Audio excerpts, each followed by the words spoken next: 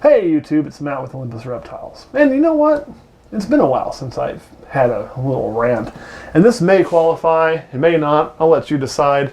I don't really think it's a rant necessarily, but I do think it's some of my feelings, and I think it's important to talk about. You know, I don't usually respond to other videos, or I don't usually watch. I watch a lot of other people's stuff, but I don't usually respond in video to what is said. However, in this instance, I feel that I need to. And it's not because somebody said something about me. If you're looking for a drama video where, oh, Matt's going to go talk about somebody else and complain about them, that's not it. Okay, you're watching the wrong thing, because I'm not going to do that. As a matter of fact, I hate that shit, so I just don't do it. All right, what I am going to talk about, and I will mention the video I saw, because I know most of you have seen it too, and it's just going to be a difference of opinion, I think, based on size and based on your outlook on how things go. And that was, I recently watched one of Brian Barczyk's videos. You know, when I watch some of his videos, I don't catch every video from anybody anymore. I'm just too damn busy, but I do catch some. And on one of them, he kind of went into the business aspect, and he kind of talked about how, you know, a couple of years ago, or back in the day, however you want to call it, however you want to put it, that, you know, the way you do this is you'd breed animals, and then you'd take something like the scaleless head, although this was kind of post all that change, and be like, hey man, check out this. Actually, you know what? I got a better one to use than the scaleless head for this, because this is the animal that kind of did all this. Like, this is the one that caused all of this type of thing and a lot of the stop process. And you take something like this banana, right, back in the day, and you'd be like, oh, look, man, yeah, that thing is really cool, and I can sell you this thing. You can buy this banana, and you can buy this other snake, you can bring them together, and you can make a shit ton of money, man. You're going to make money. You're going to be like shitting money. You're going to be like lighting cigars with money. You're just going to make money, money, money, money, money. Give me a bunch of money. I'm going to give you this, and then you can make a bunch of money. It almost sounds like some weird-ass infomercial, right? And some weird-ass pyramid scheme. Well, here's the problem that Barczyk mentioned. That, you know, the market's kind of getting away from that. I'm going to say thank God. And I'll explain why in a minute. But he said when you do that, the problem is that you create your own competition. Some of these people you're selling these snakes to, then 2 or 3 years later, yeah, they're breeding them, and they're trying to get theirs, and they're trying to sell and do the same thing, and you've now created your own competition. And it's really hard to survive creating your own competition. To an extent, he's right. You are going to create your competition. I don't disagree with him on that. You know, but him and I, we came up at different times in this hobby. Now, when he has seen this hobby go from where a banana was a $20,000 animal, you know, and to where it's even a $50,000 animal, to where it's $200 today, you know, on a retail stand. And so, like, he's seen that drop and that rapid decline. He's heard people with the sky is falling, and you see these new people starting to breed, and you see all these things coming.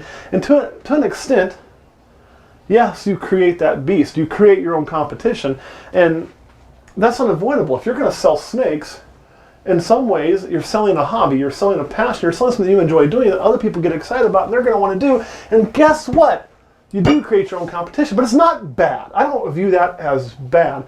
I look at it this way, you know, and now I'll use a scaleless head. This is one of the latest, greatest projects that's out there that some people love, some people do not like. And, you know, there's a few people producing visual scaleless, and in a few years, probably actually starting this season, and then increasing, there'll be more and more people producing scaleless head and visual scaleless. And the market price for these animals has dropped tremendously. It just has. So here's what happened with this exact snake that you're looking at. I bought this from Daniel Allison over at Constriction Addiction. You can go see the unboxing video, see how excited I was. You can see all that, right? And I already know that when I produce babies from it, I'm not going to get the amount that I paid for this one. If I thought I was, then I'm an idiot. It's not going to happen. Okay, it's supply and demand. More people are going to be producing them. The market's going to drop. I'm still going to make my money, and I'm still going to make my investment back. What also happens right now is when somebody goes, oh man, do you have those available? And I go, no. Do you know where I can get some? I can tell them a few names, like, you know, I know some of my partners there. I may have had Reptile World are producing some, and I'll also give them, hey, you know what? You should go check out Constriction Addiction. I got mine from there, and I love it. And so I end up sending Daniel Allison business. I've done it 100 times, or more than I can count, for like Tall Grass Reptiles, who produced a lot of my snakes, including one of my favorite snakes I ever purchased back in the day, this guy here. Right? My boy Hades. I bought this from Tall Grass, and the whole time I was all excited about Exanthics, I talked about 2 places that I sent business to. Tall Grass, and then I also bought my female, who is somewhere over here. God, I hate when I move everything around, right here, from John Dog. Over there at JD Constriction. So I would send people to those 2 places, and I still do. If I don't have it, I'm like, man, you should check out these guys, because they do awesome work. And I'm really happy with what I got from them. Now, did John Dog create his own competition when he sold me this? You're damn right he did. If you guys don't know who John is, that is, again, JD Constriction. Check him out. Makes some of the best Exanthics in the land. Truly does. And I'm not just saying that. I mean, I picked him not because of his cheap prices, because his bloodline was that excellent. But did he create his own competition? You bet your ass. And I am making Exanthics, and I'm making more and more of them. And in the next 2 years, I'll be making my own little small army of them. He did create his own competition. But you know what else he created?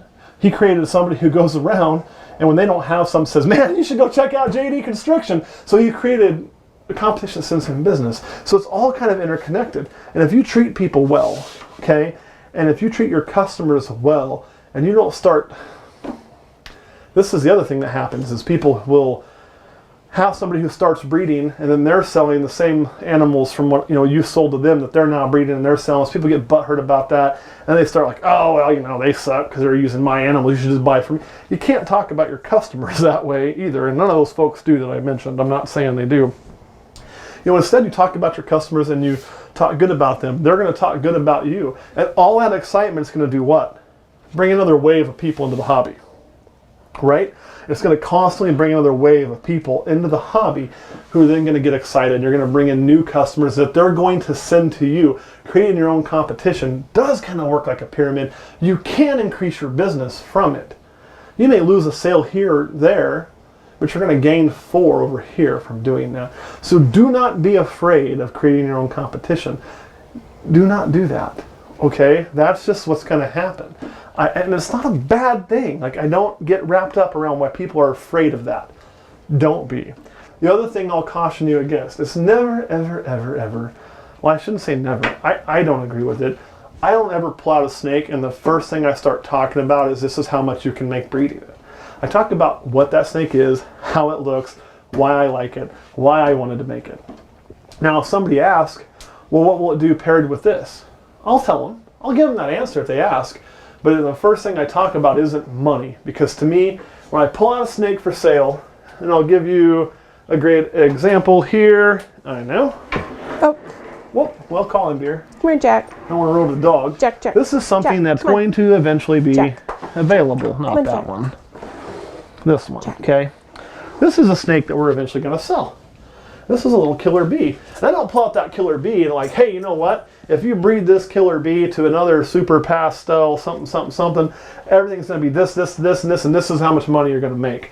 I don't do that. What I do when I pull out this killer bee is I'm like, you know what? This is the genes that make it. It's a super pastel lesser. I love the colors in it. Just look how washed out it is. It just makes it so clean. Oh, that's the super pastel. It's a super pastel spider. Sorry. Super pastel spider. I read super pastel lesser a second ago in one of our other cages. But it has super pastel in it and spiders, so it's so clean, so yellow, so pretty. Now you do got to know about spider with spider wobble, but you can see this one doesn't do it bad, but sometimes they get confused up and down. They're going to pass that trait on if you ever do breed it. So just be aware of that. If they have more questions, I answer, but I talk about the actual snake I'm holding. I don't talk about the money. Okay, I don't. Now if they go, what happens if I breed 2 of those together? I'll tell them don't do it, because you're breeding spider to spider. But they'll go, what if I breed that to, say, a super pastel? Oh, even better. How about if they ask, what happens if I breed that to a calico? Like this one right here. Nice little calico there. Well, I'll tell them, well, you're going to make calibes, you're going to make calidars, you're going to make pastel calicos, you can make calicos, you can make spiders, you can make pastels, you can make more bumblebees. You can't make normals. You can't make just calicos actually be pastel calico. So I'll tell them all the things that could happen. I still don't talk about price. They want to know, well, what's that worth? What is a pastel calico worth? I'll tell them. But I don't go right into the money. I go into what you can do with the animals because it's about the animals, right? At least it should be. And now that person who buys those, are they going to be my competition? I don't know. They might. But if I left a good taste in their mouth and I treated them well, they're going to tell others about me. They're going to spread my business. They're going to spread my passion. And if I can grow this hobby so it's on stable footing, that's what I want to do. If I create some competition along the way, personally, I don't give a shit. And I don't want you to care either. That's how the hobby grows. I don't think of them as, these are my competitors. There's plenty of pie to go around for everybody. I look at them as their fellow hobbyists, their fellow people who are just as involved as I am, who, you know, and I know when I first got into the game and I was smaller than I am now, we're still pretty small, you know. There were people I looked up to and thought, man, wouldn't that be great to be that? And there are people I talked to who were probably at the level we are now, who would stick their nose in the air and be snobby assholes, you know, because, well, that's not a way to run a business. And most of those people now, they're done. They're out. They're kaput. The reason they're kaput is they treated people like shit because they wouldn't take time for somebody who was new.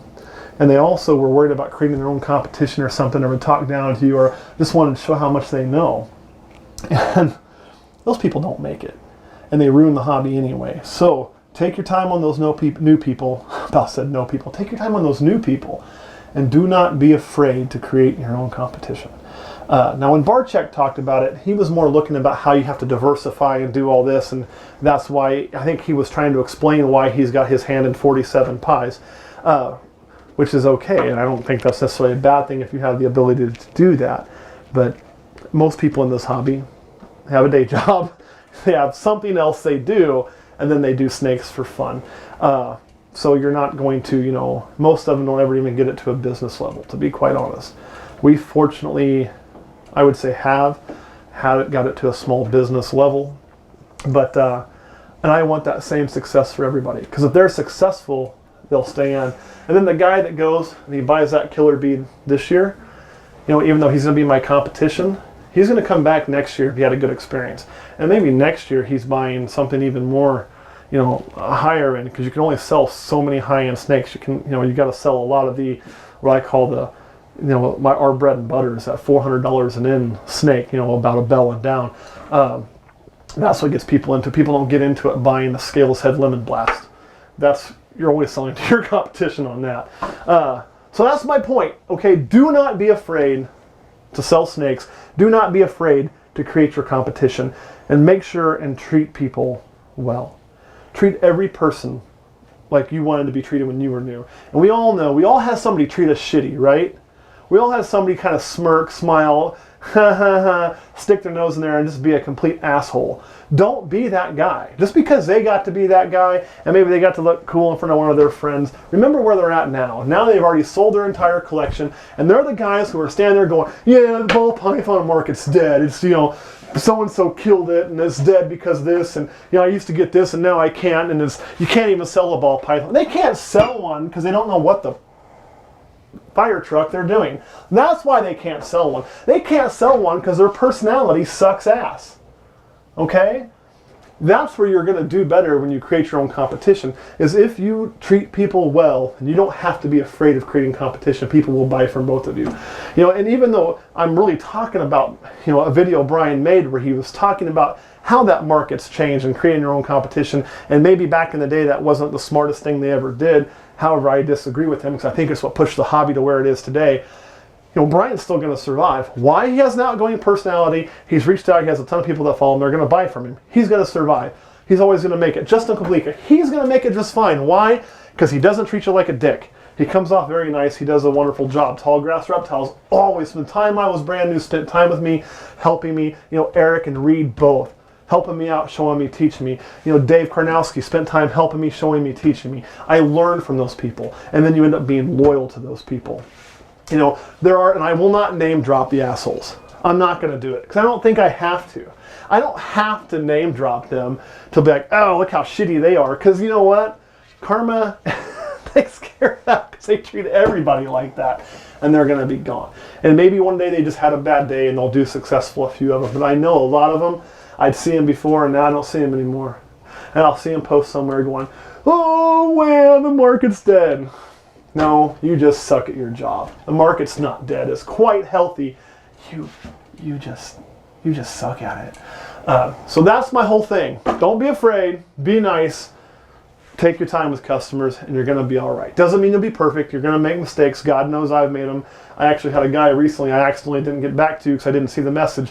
I'm having to kind of like, dude, I'm super sorry, and make up for it. You're going to have that because you're human. What you don't do is just treat that person like, hey, this is your fault somehow. No, it was totally mine. Anyway, Kurt, any questions? No. Question girl, any questions? Yes. See, let's hold on one second. Let's all be happy she's back. 'Cause I used to get all these comments, Kurt needs to ask more questions. Kurt's so concentrated on filming, half the time I don't think he knows what the hell I said to ask a question because he's just trying to focus on getting this shot. What you got for me? Okay, so from a business aspect, Yes. you've been talking a lot about growth mindset in some ways. Right? And how do Fancy you term. how do you maintain a growth mindset when you have setbacks as a business person and you have situations, especially if you are early starting out, where people are rude and do tell you that the market's dead or that you can't do things? How do you, because you had to do this at one point, how do you overcome that? Well, I can explain. I think I get that question. I'll tell you how that works for me. On the outside, and I just talked about being nice, and I'm a fairly nice individual, but there's a part of me buried down there deep somewhere in the pit of my stomach that is very, very not nice. There's a part of me that just loves to serve one big ass shit sandwich to somebody, cram it down their throat, and laugh every second while I do, and then just enjoy it. That's a big part of me. So for me, where my motivation comes from is all those people who stuck their nose in the air, and all those people, whether they were, I don't know, more established breeders than I was when I was new, and I'd ask a question they'd consider stupid because I was new, or I'd see them rip somebody apart on Facebook for no apparent reason. You all know how I feel about that. And I would watch that shit happen. I would watch those people do that, or even people that I knew in my personal life who would like, oh yeah, so you're gonna breed reptiles, okay? And they'd give you that little, oh, that's nice. You know that? You guys know that. If you've been in this, you know that. I would take that and I'd think, all right, you son of a bitch, you watch me. You watch me, and I'm going to take it and I'm going to cram it right up your ass when I'm done. And then I'm going to do it again, and I'm going to do it again, and now we're getting kind of rapey. Well, I'm going to cram it up your throat instead, so we're not getting completely rapey here, and I'm just going to make you eat it, and I'm going to make you understand how I can do this. I'm going to show you how I do it, and I'm just going to rub it in every chance I get that I was able to do exactly what you said I couldn't do. That's where that motivation comes from. That's the asshole part of me that doesn't always come out unless you know what to look for. And let me tell you, that monster, I feed that monster. And sometimes, because I know that's a part of how I motivate. I know I motivate by being told, you can't, you'll never be successful, you'll never get that done. That's the stupidest thing I've ever heard. Who the hell wants a snake? That's dumb.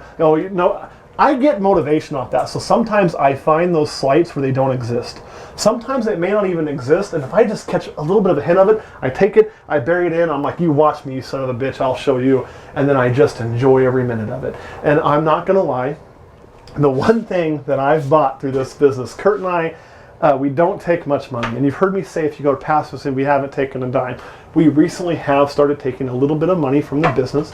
We get what we get is basically from this. So, and I'm not allowed to disclose what YouTube pays us. That's a no-no. So YouTube, if you watch this, I'm not disclosing what you pay me because you told me not to and threatened to cut my penis off or something if I do. I don't know what y'all will do, but I'm not going to cross YouTube because they're the evil overlords that we have. But he takes part of it, I take part of it, we split it 50-50. He's my best friend and business partner, one of the few people that believed in what the hell I was doing. And we decided we were going to go get vehicles. So Kurt, what kind of truck you got now? A Ford Platinum. So he's driving around a Platinum Big Pimpin', and I upgraded my Corvette. So, hey, life's good. And what's great about that is I run into those families like, oh, you really think like, you can actually make money on YouTube. Like, yeah, I'm just paying for that car out there. And that feels so good. Like, God damn, that feels good. I love doing that. Oh, Jesus. I saw a question girl do that the other day. She loved doing it. It's not because, you know, it's not like I bought a brand new or anything. I don't want to sound like it's a bragging thing, but it's my way of giving those people who doubted me the bird every now and then and saying, oh, yeah, I guess I can come driving that. And that's where the car payment comes from. So that is kind of how I motivate with some of that negative and trudge through that, is that little pit of hate down in my stomach for those who doubt me. Did you have another question, dear? I did. You said that you had an inner monster that you have to feed. Yeah, that was the inner monster. I think he just showed up a little bit. Yeah, does he eat shit sandwiches like you were describing? No, he doesn't shit them. He feeds people shit sandwiches. He takes a piece of bread, he shats on the bread, smears it like peanut butter, right? If he likes a little bit, sprinkles a little cinnamon to make it better. If he doesn't, no cinnamon. Puts another piece of bread on it, holds their mouth open, and crams it down and says, you like that now? That's what he does. That's what the inner monster does. And I'm not saying that's how you have to motivate. But the question of how do I motivate, that's one of the ways. That's a big way I motivate myself. And you got to find what drives you. So I love my animals. I love being around my animals, and I love proving doubters wrong. It's just one of those things. When you breed snakes, let me tell you, everybody doubts you that you know. Everybody doubts you. When you're brand new, most of the people who are breeders and established, a lot of them are going to doubt you. And the reason they're going to doubt you is they don't remember what it was like to be brand new, and they've seen a lot of people come and go, because there is a high failure rate. There just is. You know, but I know that a certain percentage of my customers are going to make it. And I hope that my customers, more of them make it than the guy next to me's customers, because I want to treat them and help them better than anybody. That's one of my goals, to do the best customer service I possibly can. It's hard when working multiple jobs, but we do our best to get that done. Any more questions before we get off of here? Yeah, are pickles served with that sandwich? Never. I hate pickles. All right, guys, we'll catch you all next week.